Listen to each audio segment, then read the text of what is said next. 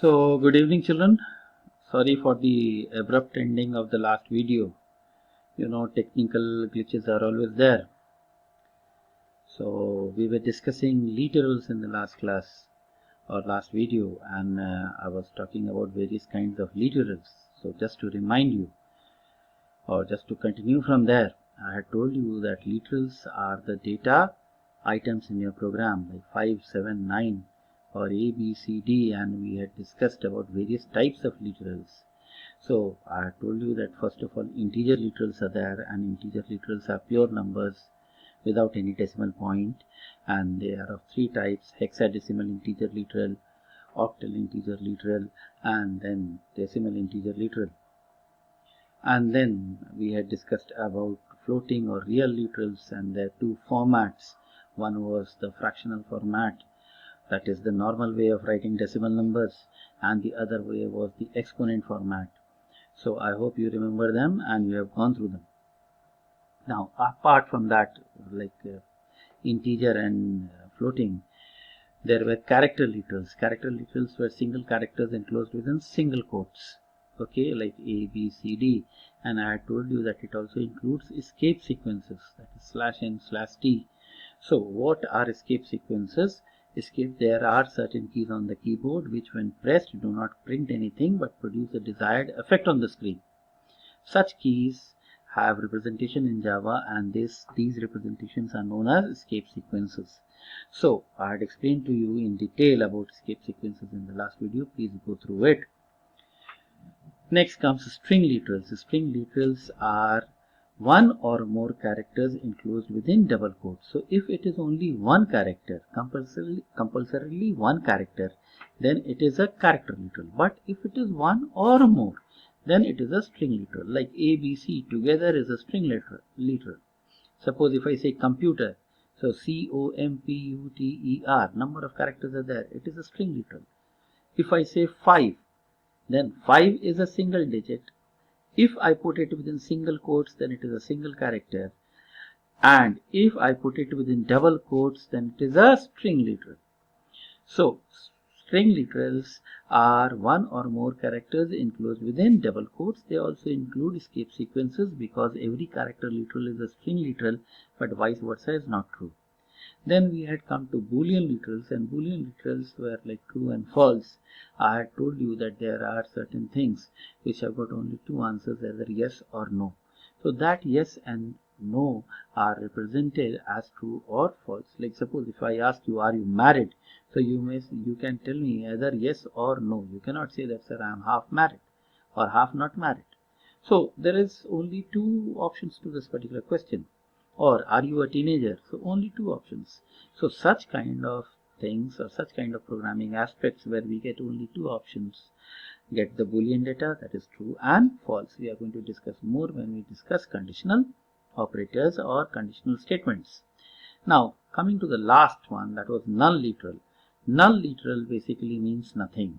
So remember, if I give blank space in computers, then computer does not consider blank space as nothing. Nothing means simply nothing, and blank space is a valid character in Java, and it has ASCII value as 32.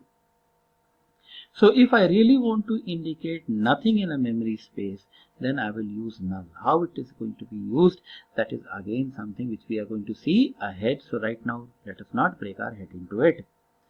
Now that was about literals. So I had discussed about keywords, identifiers and literals, and then let us skip operators for some time and come to separators next. Now separators are also known as punctuators or delimiters. Now what are separators or punctuators or delimiters? Suppose if I say name of this boy is Ram. So how many words did I say? Name of this boy is Ram. So suppose 5 or 6 words are there. So how do you know that, okay, 5 or 6 words are there? Because there is a space in between these words. So whenever you see a space, you understand that this space separates one word from another. In the same way, when we write a program will have number of tokens, and how one token will be differentiated from the other, that will be done on the basis of separators. Now, These separators, they differentiate or they separate one token from another. They are square bracket open close, curly bracket open close, round bracket open close, semicolon, comma, full stop and blank space. So these are the basic tokens. Now, why did we skip operators? Because children, operators again is a big topic and we need to understand operators separately. That is what we are going to do in this particular chapter. So first of all, how are you going to define operators? So operators are symbols which perform some arithmetical or logical computation on data. Now the very next question is, what are operands? Operands are the data on which operators work.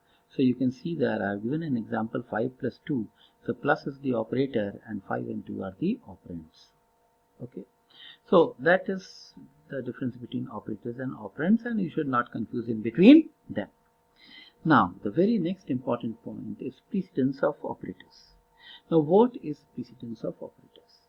Precedence of operators is a priority list of operators based on which Java gives preference to various operators when mixed together in an expression. Now first of all, what is an expression? So children, in mathematics you have studied about equations. Okay. Now what do you know about equations? Equations have LHS and RHS, and they go, when you put an equal to sign in between, you know that LHS is equal to RHS. So that is why we call them equations in mathematics. But children, in computers we don't have equations, we have expressions. Now what is the basic difference between equation and expression? Children, when you write in mathematics, LHS may have 110 things. RHS may have 110 things. Okay. So like you can write x plus y is equal to a plus b.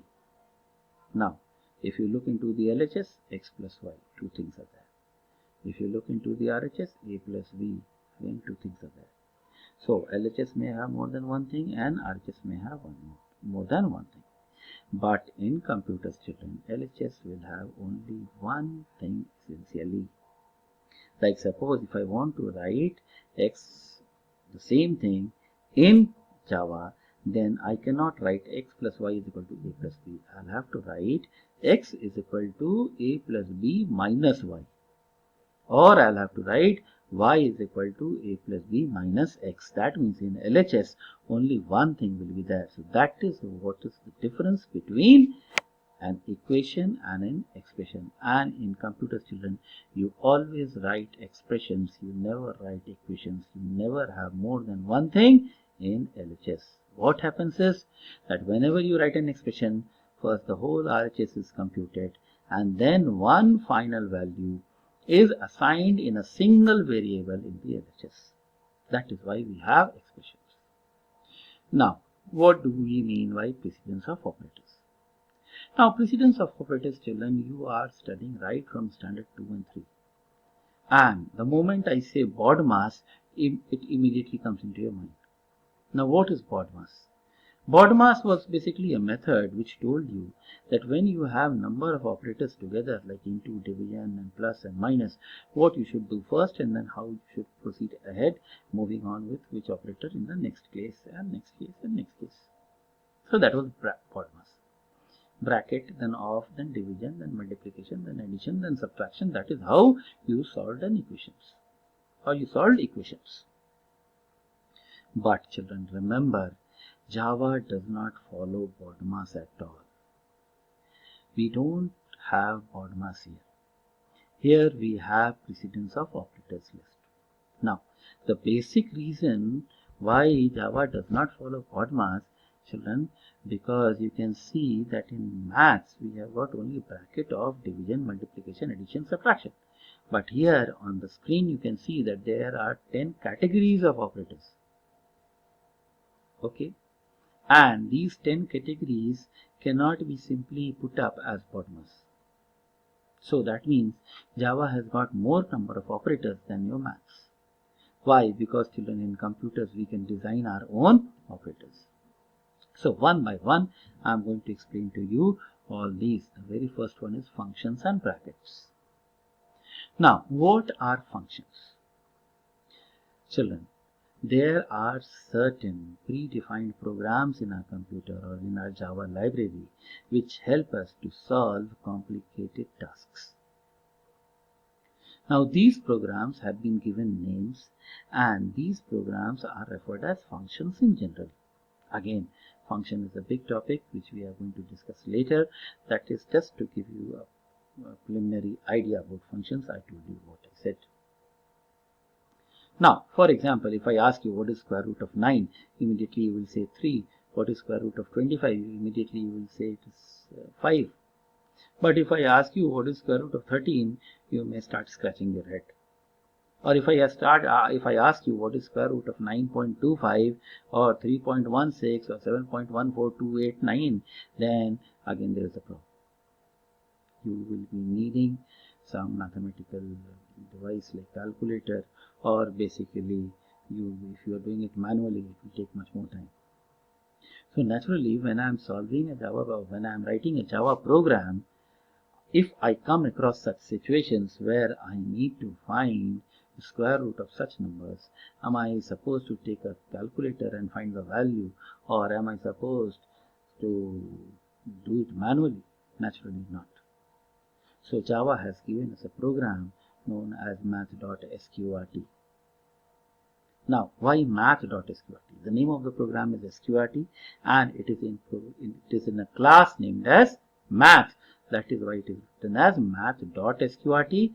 Remember, dot means ka. So math ka sqrt. That is the basic understanding which you should have. Like when you write system.out.println.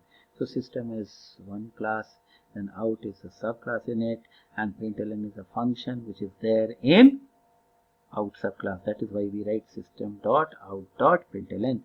System ka out ka println. So you have to specify the whole path.